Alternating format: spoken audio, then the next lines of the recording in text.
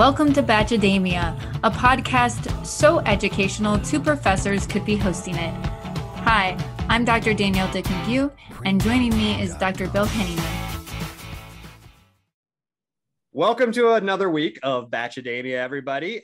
This week, we have the exceptionally capable Kim Hanna as our co-host whenever Dr. Danielle is gone, which she is on family vacation in Kansas City, I think. At the Science Center, I believe, was the last social media post I saw.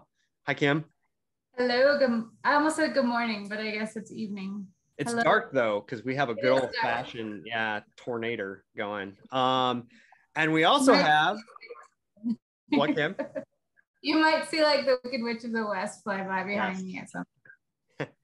And we also have my favorite person in the world, professor of gerontology and spin instructor to the stars, Dr. Elaine Eshbaugh, also known as my wife. Thank you.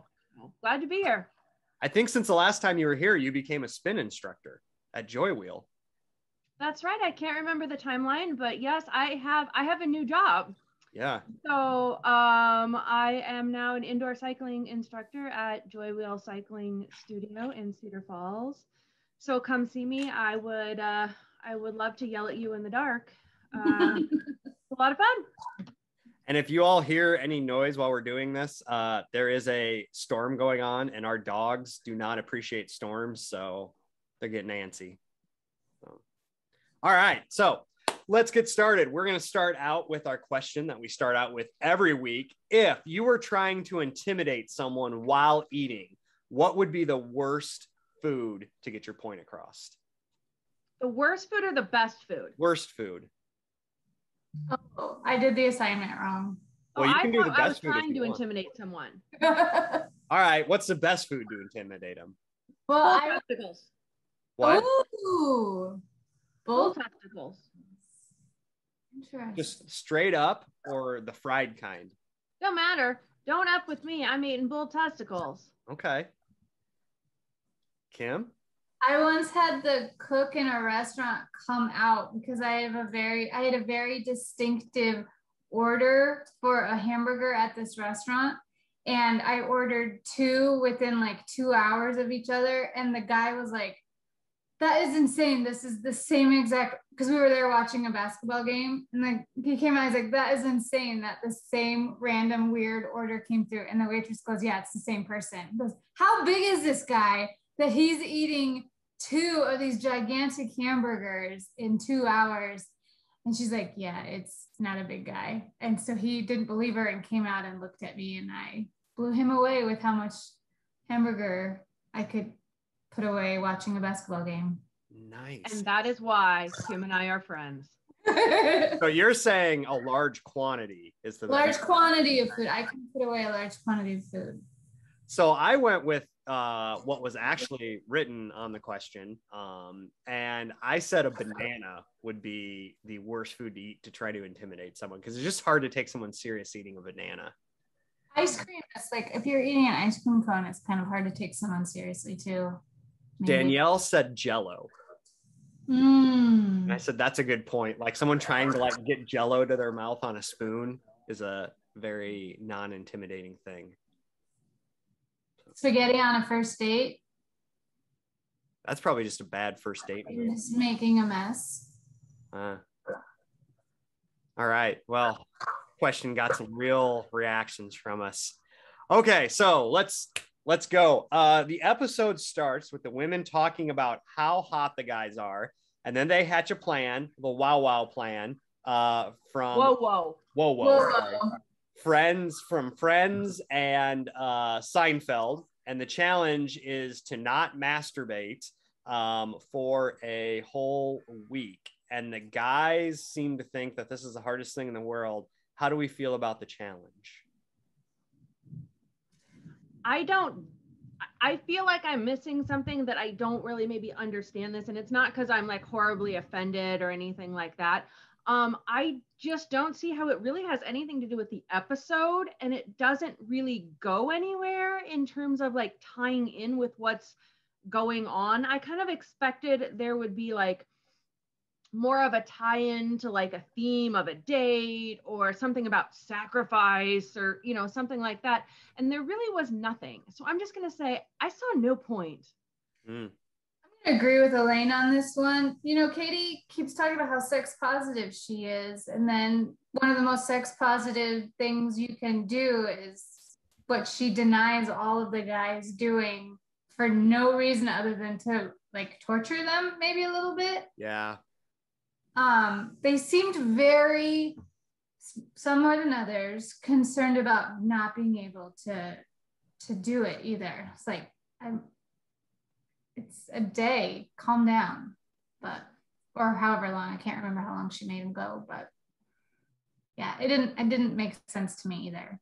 Yeah, I didn't really get it. I felt like it was kind of a lost joke. So the Virgin insists that he has a leg up or a hand on the competition because he's never had sex.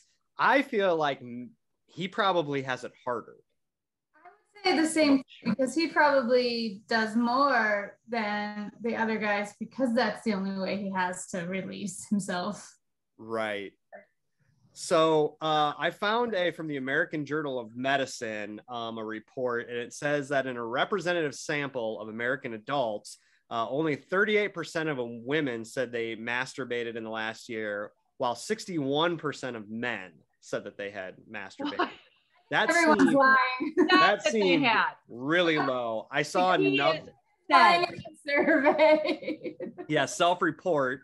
I found another one that had it at men over the age of 17, about 80 to 85, somewhere in there. And then females, about 58% said that they did in this study. So in case you were wondering what scientists say about it, that's the statistics. And that's so I don't know how you get accurate statistics on that one. I think that is probably if we're basing something on self-report, probably never really going to be quite accurate. I agree. The old adage is 98% of men say they masturbate and 2% are lying. Is the joke that people say. Any innuendos stick out? Any ones that you'd like to add before we move on from this? I love a good innuendo. Polishing the bishop, one-handed handshake, singles ping pong. God, I was trying to remember all the ones that were mentioned. Okay. Give yourself. I always heard the give yourself a how do you do, but I don't know. Did they say that on the show? I think he said the one-person handshake. Yeah, I don't remember that one, Kim. That's a good one. That's what I've heard. Okay. All right, we'll move on from masturbation now. So Justin gets a one-on-one, and it turns out that Hunter is a wealth of knowledge about Bachelor Nation. They even said that he had posted on the Bachelor fan forums. So he is one step ahead of me. I have never actually posted on a Bachelor fan forum. And then he talked about his top 10. What do you all think about the top 10? Do you think that's okay? Do you think it's...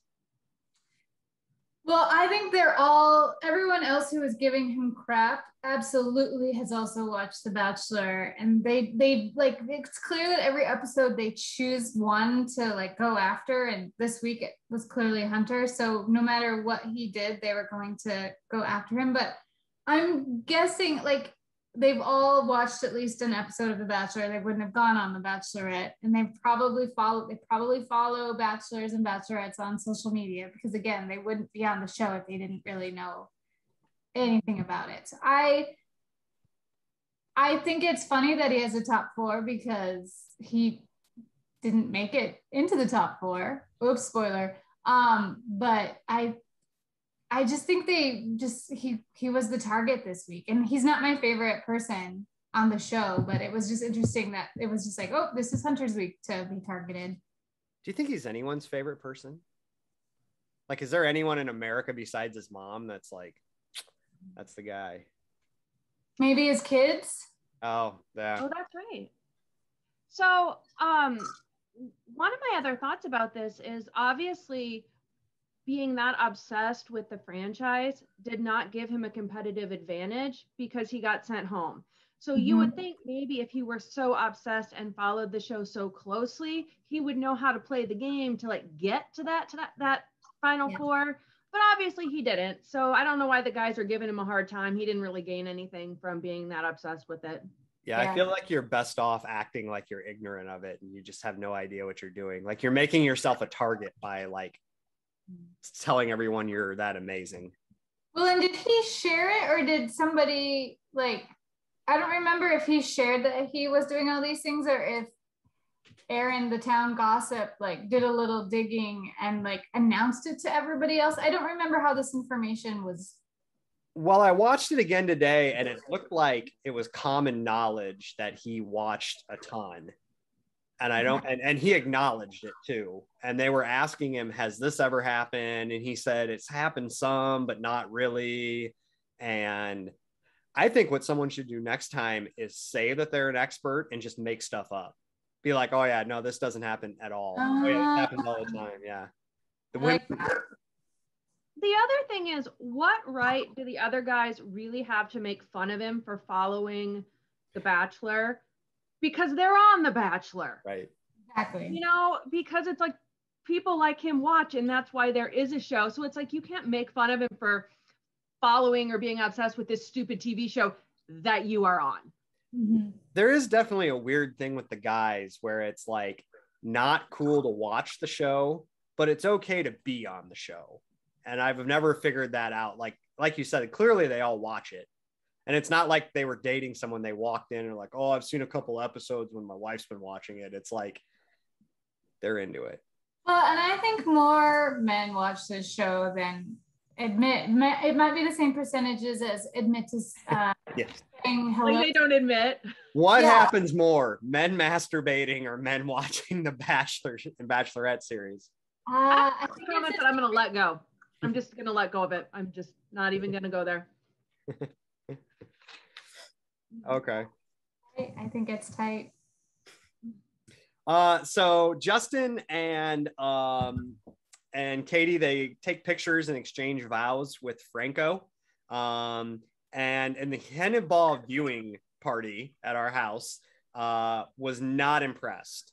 No. Thoughts on the weird faux wedding trend? I feel like there's been like 5 of these in the last 3 or 4 seasons. I don't understand. I think it's dumb. Like, I just don't have anything really more to say than like, I think it's dumb and I don't understand. Like in the real world, you don't go on like a first or second date where you dress up and play wedding. Right? Wouldn't you run if someone was like, here's the date? Yeah. If someone showed up for a second date wearing a tuxedo and had a wedding dress over his shoulder, I would slam the door in his face and call the police. Like, that's a stalker situation. Yep. I do love Franco, so it was nice to have Franco there. Although he was back.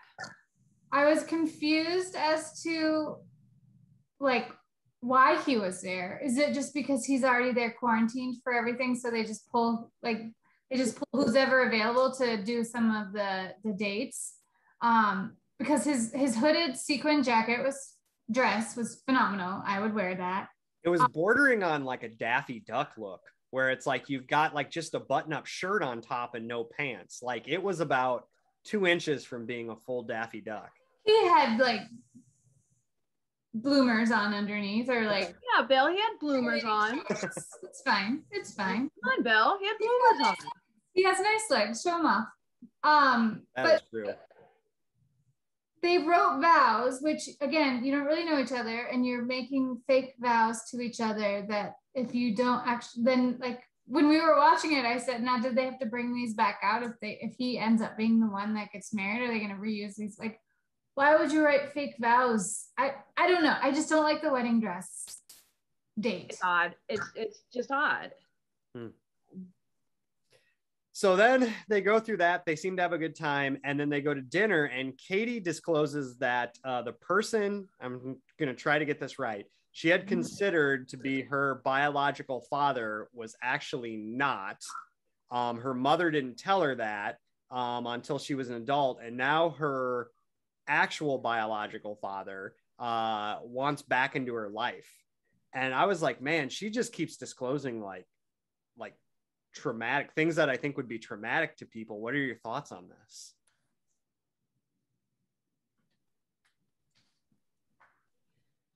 She doesn't give a lot of details about the situation. I do remember it was Matt James, right, who they brought his father in and had this heart-to-heart. I wasn't very fond of that. You know, as someone who has people in their family who have been estranged, like, I don't like the idea of using that for like entertainment value. And I thought that Matt James's father was a little bit blindsided. I'm hoping there's nothing like that that's going to come about. She doesn't talk a lot about when her biological father tried to come back into the picture. It sounds like after the man who raised her passed away. There may have been, I mean, I feel like that could have been a 20-minute conversation condensed to 2 minutes. Mm-hmm. You know, so I don't know what else was in there to kind of unpack. And maybe that's okay. You know, sometimes I think when people's, you know, families are involved, maybe not every detail needs to really be thrown out there on TV, even if she does want to divulge some of that to the person she's with. Yeah. And I think that, were they running out of things to talk about? So she just kind of pulled this story out. Like she, like, why? I know why. Okay, go for it. So I rewatched part of it before I fell asleep today on the couch. And she said that the day was hard for her, you know, the date with the wedding. And that's right. And that whole thing, it was really hard for her knowing that her father, who passed away, wouldn't be able to be there for that. And it was really difficult for her to process the wedding because her father couldn't be there. And a part of my mind was like, do you understand what this show is about? Is this a good time for you to be on this show? Yeah. If that wedding was somewhat triggering for her, that fake wedding, stupid wedding was triggering for her, what kind of place is she going to be in when you get toward the end of the show? Mm-hmm. Yeah. That's right. I really like her and I think she's awesome, but I also feel like she probably has some stuff that she could work through. And I worry sometimes that the show is creating so much extra like mental stress on her that maybe it's not the best thing. But that's probably the thing when you have somebody who is actually real and not just trying to like get a bunch of endorsements, you know, like Pilot Pete, who just like came on and never said anything and just agreed with everybody. It's like, yeah. Maybe we can hook her up with the same therapist that Jason is seeing from Tayshia's season. Oh, the one that made him feel the feelings. The one who had feelings for the first time ever on the when he discovered feelings. Yep. When he discovered feelings and he discovered them hard. Maybe Katie can go to the same guy. Same person. To be fair, I think he's discovered more than like the two feelings that football player guys have. Like that's true. He got past rage and happy, and he was like, "There's sad too." Yeah. There's morose. They gave me a feeling chart. I put it up every day. I know your feeling I'm having every day. Like, I know Kim is joking about this, but if I'm being honest, like in thinking about this, I am sure that this show has therapists, counselors, psychologists available for its participants when they're done for things that may have triggered them or things that they are struggling with. I'm going to guarantee you that the franchise makes that available to them. So he could actually, I mean, they could see the same therapist. It would not. I hope that's true. Yeah. I don't trust ABC Disney to necessarily do the right thing for their cast members after witnessing 60 years of Disney child stars. But I hope maybe they've learned their lesson and do have something available for these cast members. But the thing is, Kim, I'm not saying they're doing it because it's the right thing to do. I think they're doing it because a lawyer advised them to do it. Okay. Yeah. So they don't get sued. I know they do actually have they have a therapist or like a mental health professional on set in case somebody needs it. Oh, that's good. Yeah. That's good. What'd you think about how Justin handled it? Gus was not. Gus is not pleased. So Gus didn't. He was not impressed at all with the way, and he was watching. I mean, you guys were there. He did. Yeah. He was. I don't know if I have a lot to say because again, I don't know how much of that was shown. I think he talked about, I'm very impressed with you. You're such a strong woman.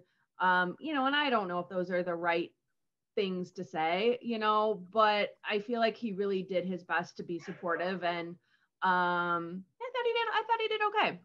His eyebrows were very concerned for her. His eyebrows really showed his concern, I think. Thoughts on Max the singer? Murphy is a no on Max the singer. Oh, Murphy. He was fine. I mean, every time they do this, they do it all the time with the singer that no one's heard of playing for two people, just standing there with their arms around each other who may or may not dance together. I just think it's weird, but it's great exposure for new artists. So in that case, I say thank you, Bachelorette, for supporting the arts. But I don't think I will buy any of Max's singles. As far as all the bands or singers they have, I thought he was the best so far that I've ever heard on the show. Well, that's good. Yeah. I appreciate that he wasn't country. Yes, thank God. They go for the country. They do.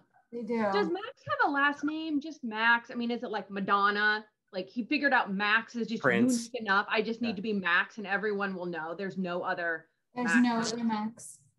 There was a lot of people online that picked up on that.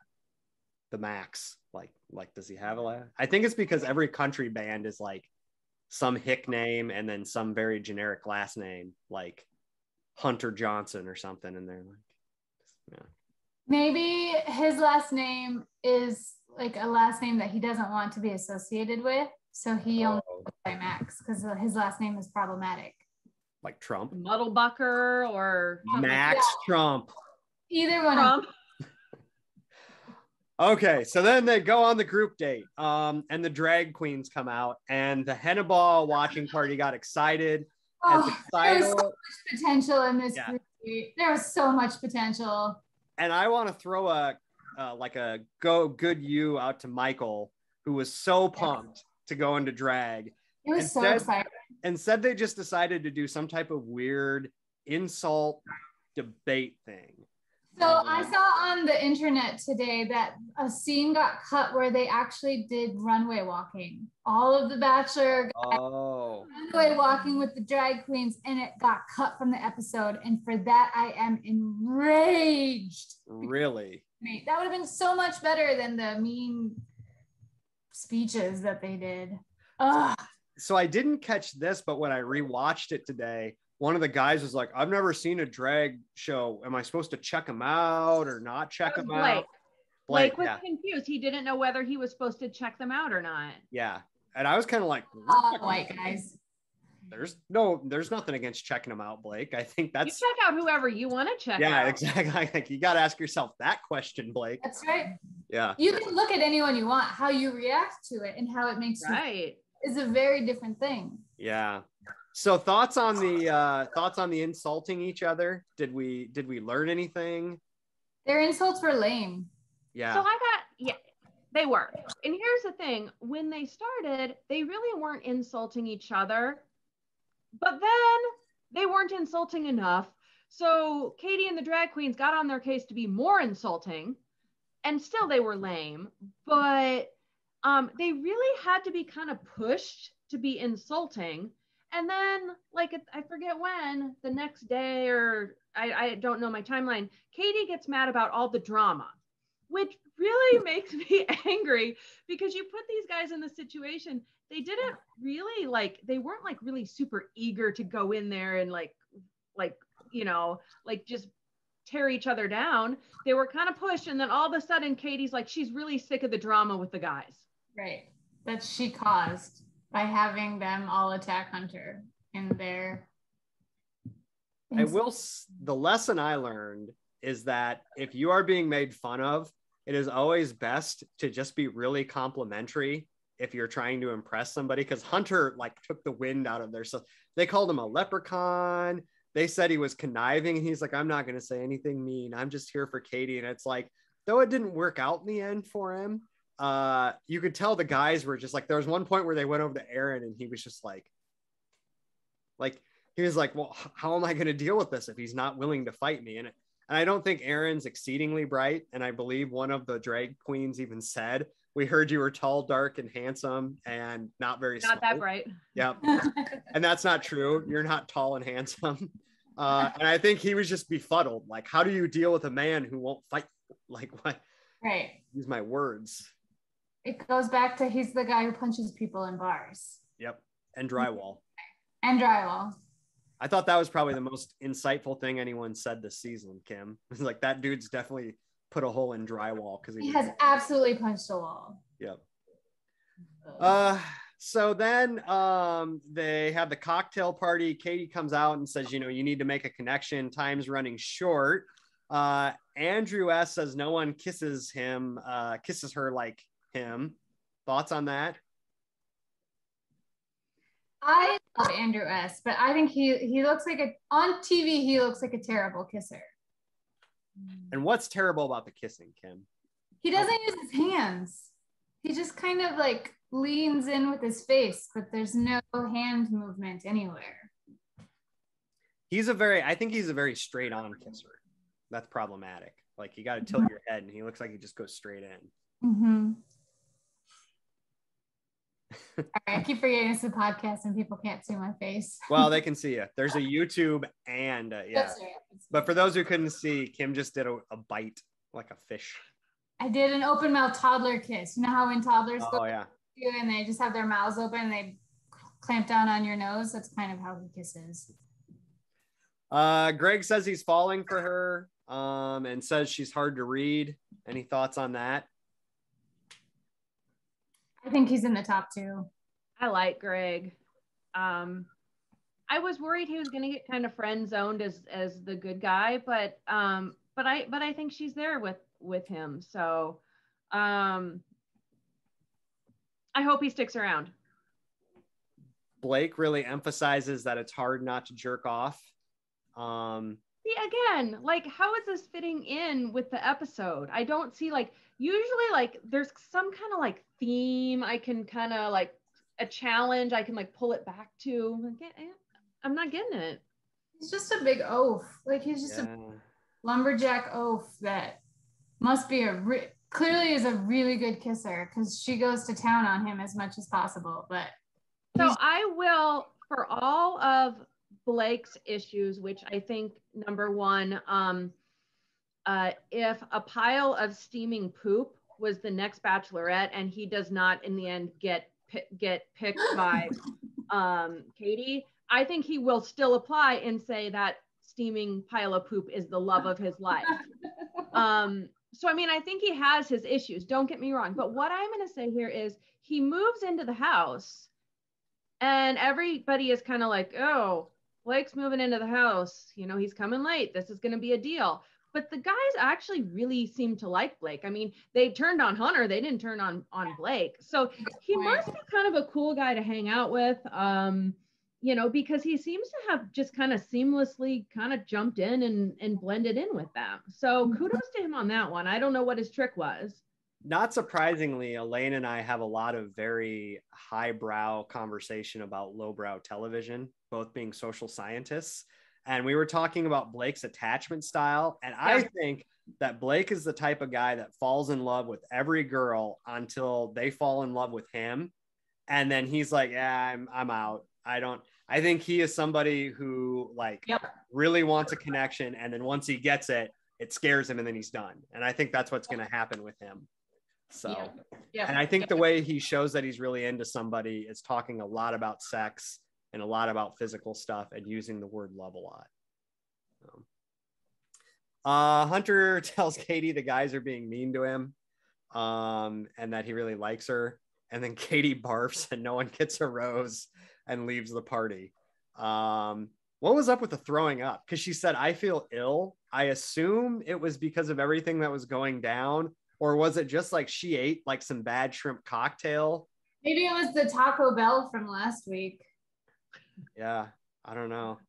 Or 2 weeks ago, I guess. So I am someone who has a very anxiety riddled stomach as well. So I tend to throw up when I'm dealing with high anxiety things. And I feel like this is a pretty high anxiety environment for her. And she's probably not eating that much because she's trying to like squeeze into these dresses every week.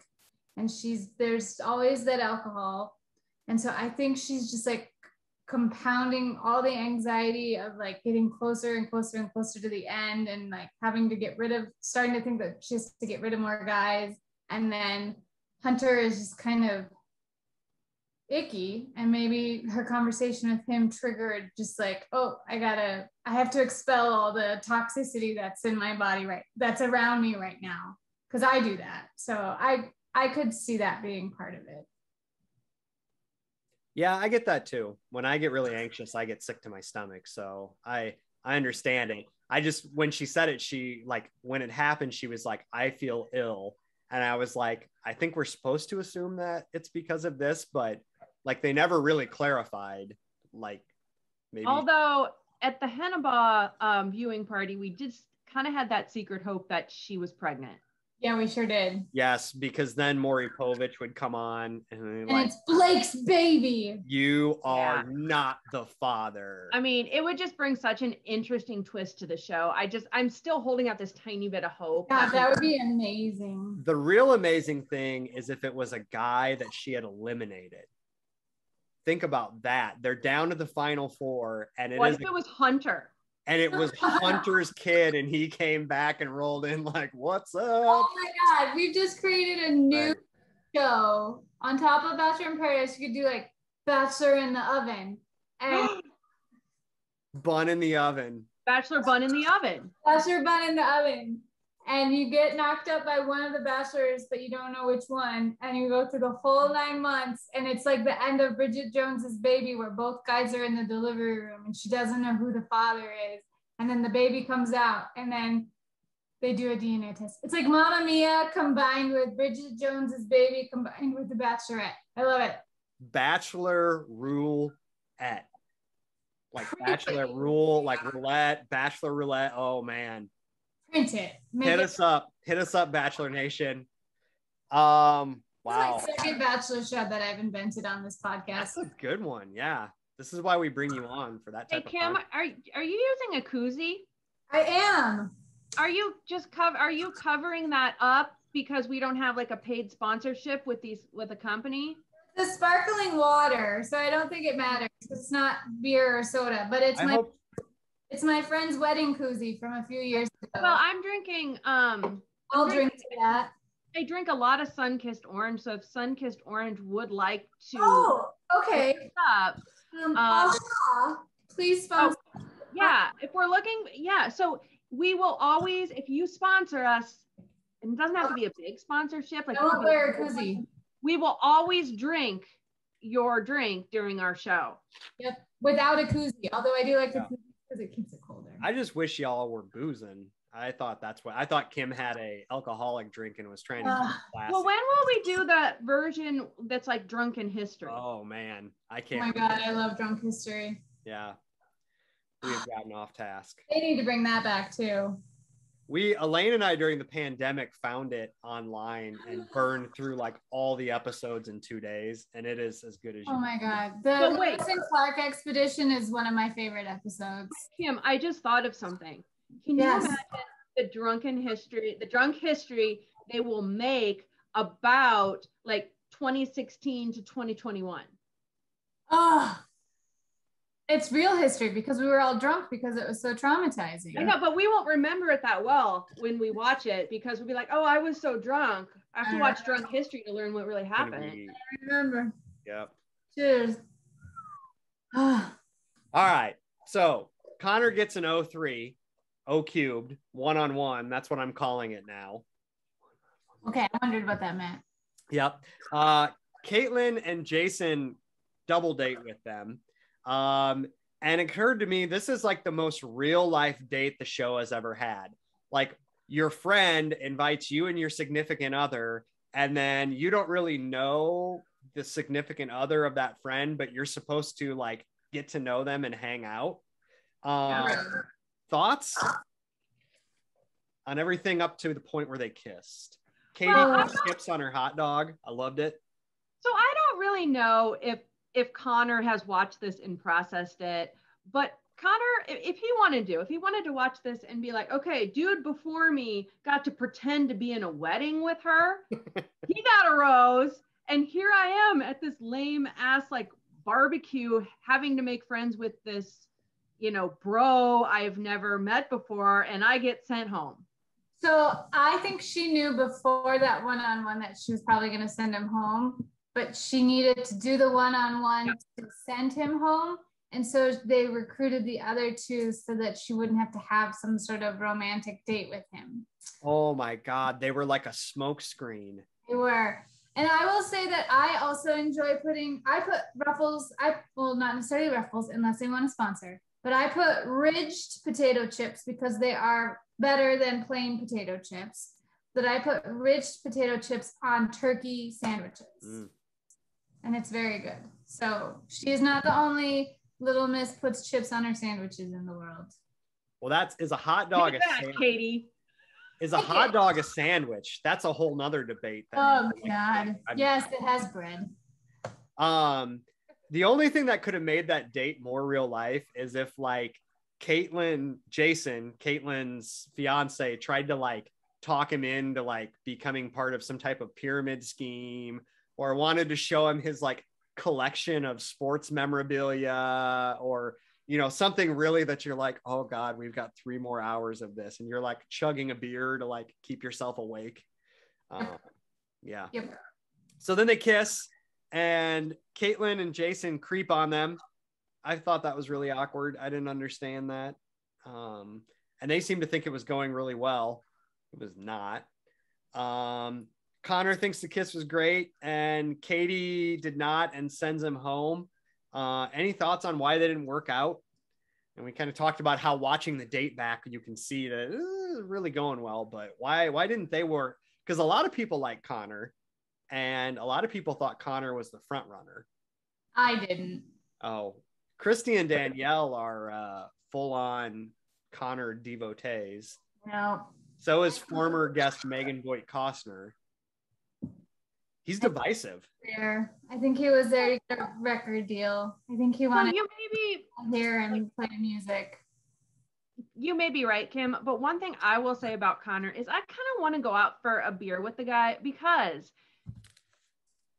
the reaction that the other men had when he was leaving, Trey was crying, Michael was crying, like there were like 4 to 5 men openly sobbing. So I guess one of my thoughts is, if your competitors are literally sobbing when you get kicked off the show, you must be okay on some level. So I feel like maybe he was just a nice guy to have around, or something, but I would be interested in going out for a beer to figure out, just what that draw was. Even Aaron like hugged him and said he was a good guy. And Aaron doesn't actually feel any real emotion. He looked around the room and saw that all the other guys really liked him.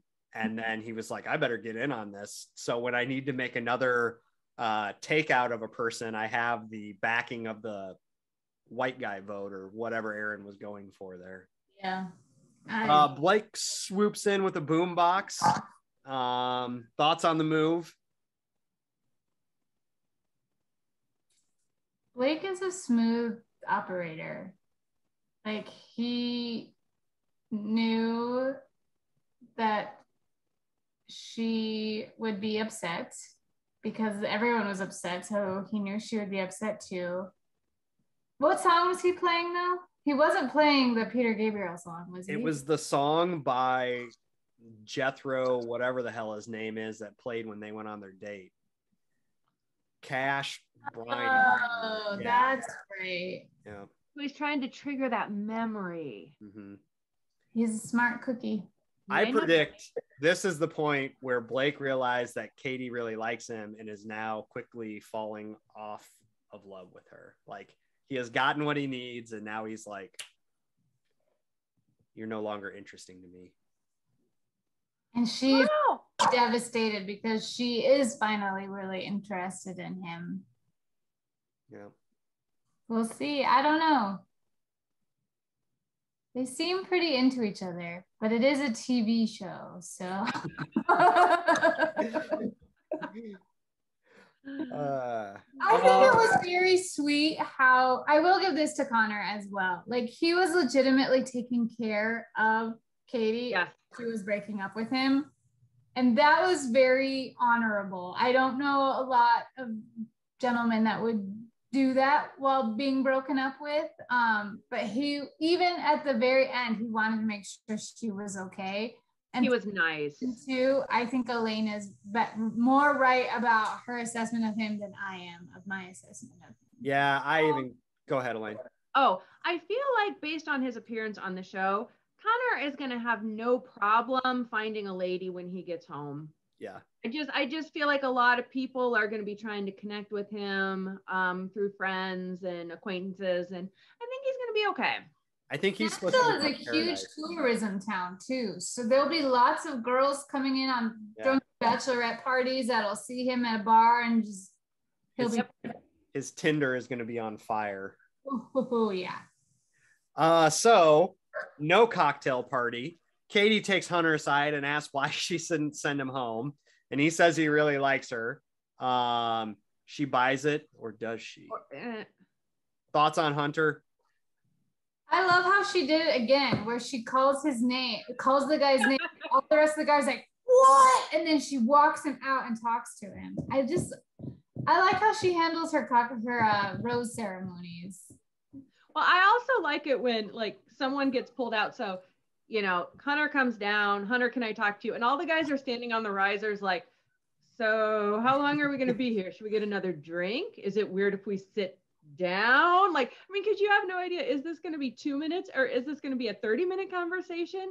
So they're all just like, and I'm sure the conversation they had was at least like 40 minutes.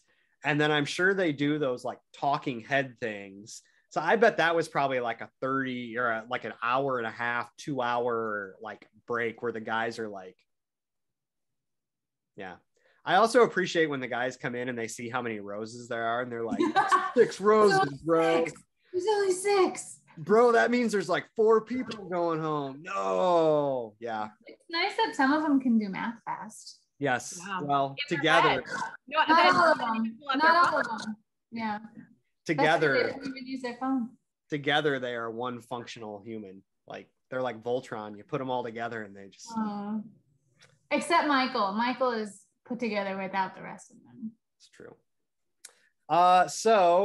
Justin, Blake, Andrew, Greg, Michael A, Mike P, and Brendan Bangs, right?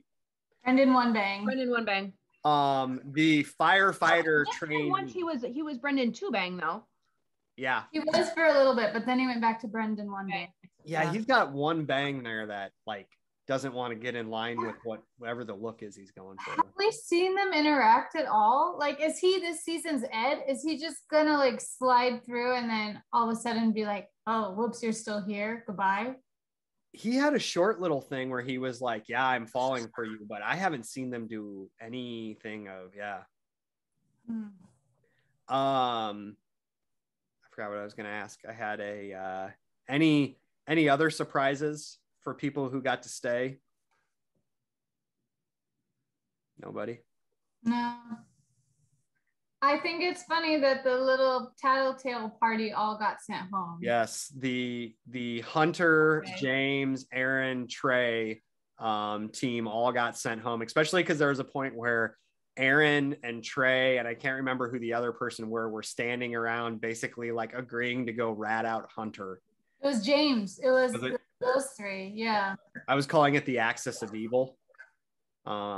Especially because James had like the slick back hair and He always looks like a Bond villain in every outfit he wears. Oh, yes. Yep. So Hunter, James, Aaron, Trey, and Conor, who got sent home earlier, are all gone. So the only people left are, bro, there's 6 of them. Justin, Blake, no, there's 7 of them because one guy got a rose. Justin, Blake, Andrew, Greg, Michael A, Mike P, and Brendan. So how many go to the hometowns? 4? So we probably have, and like, will there be a huge elimination again next week, and then hometowns are in 2 weeks? I think so. Oh, who are getting the hometowns? Oh, look at this is why we bring her on as host. She's going off script. I think Blake, Greg, Mike, Dad Mike. I can't remember which Mike that is. And, Dad Michael. And then I don't know who I can never figure out who the 4th one is. I think Andrew would be the 4th one. Oh yeah. Because I like Andrew. Because Justin was, I don't see Justin, Mike P, or Brendan, unless somebody else self-eliminates, like Blake, because he's not in love with her anymore. I like that you chose the term self-eliminate, like they create ritual septaku. I'm self-eliminating. Domo. Elaine, any thoughts? This is based on just like previews that we've seen, but it looks like there is someone who she is very interested in who does self-eliminate, based on what we've seen kind of later in the show. But they could be misleading us with that as well. So they do like to do that. Yeah. I did hear that recording for this episode ended 2 weeks early from what the schedule The season ended early. Yeah. That's what I heard. So I don't know what that means. So it means she was not shy about just kicking people out the door. Yeah. Okay. So lessons learned from the episode.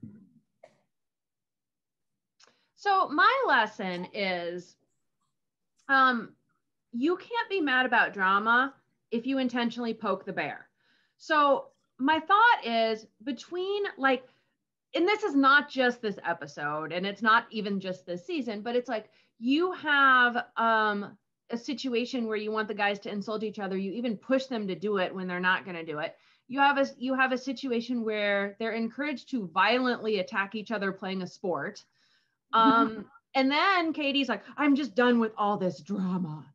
Well, I know there are some issues in the house, but it also seems like there's a lot of good friendships developing in the house. And I'm wondering if they're trying hard to kind of like do something to pit guys against each other, because they didn't like Hunter, but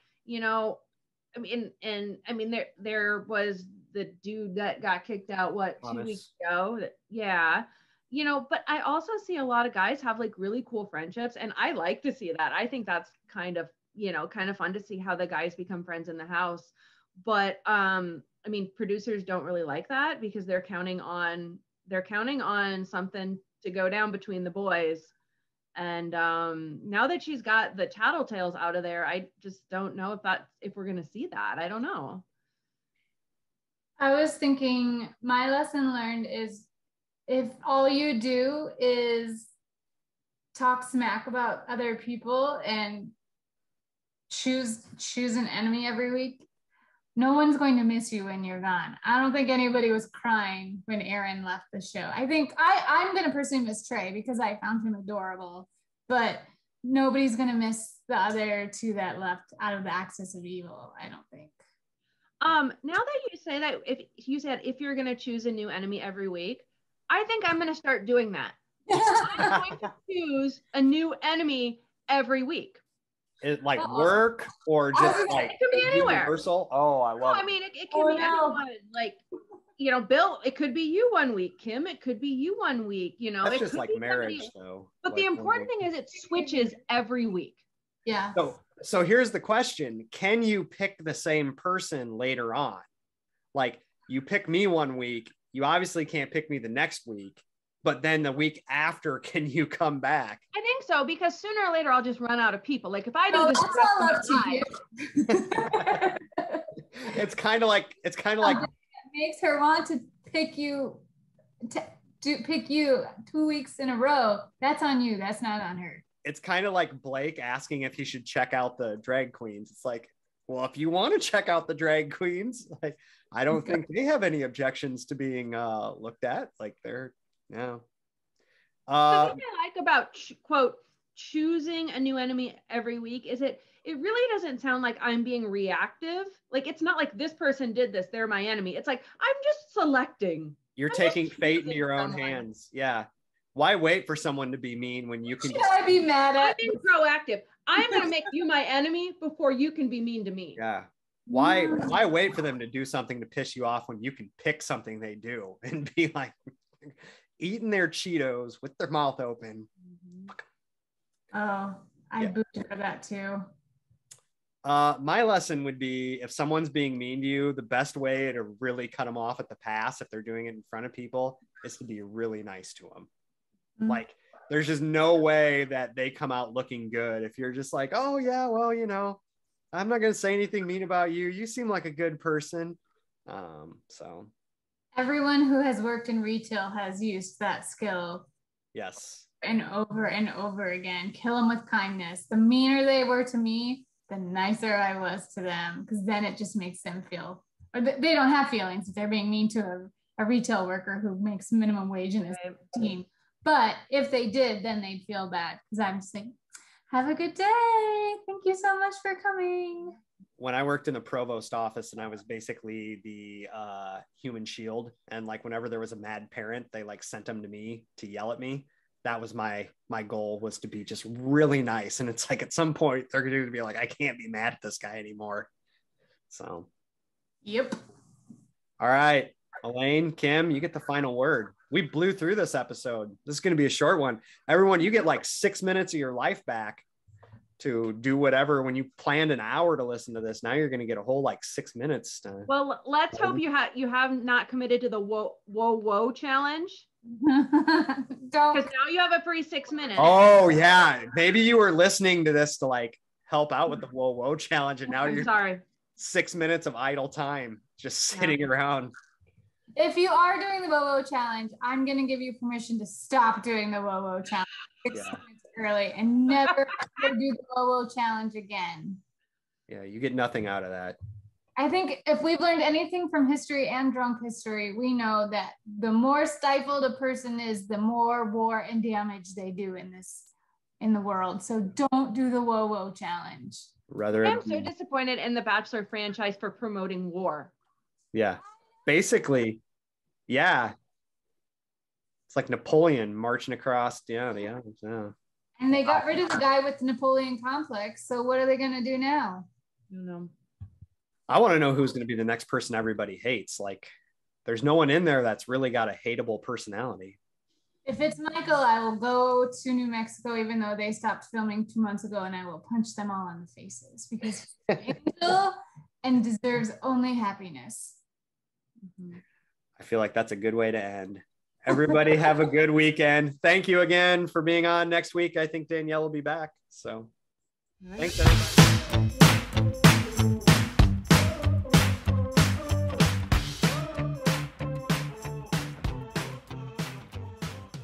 You've been listening to Bachademia with your hosts, Doctors Daniel Dick McGew and Bill Henniger. All opinions expressed on this show are solely the opinion of the person who spoke them. If you like our podcast, please consider following us, leaving us a 5-star rating, and a positive review wherever you listen to your podcasts. Also, please share with your friends, family, and other ardent Bachelor content lovers.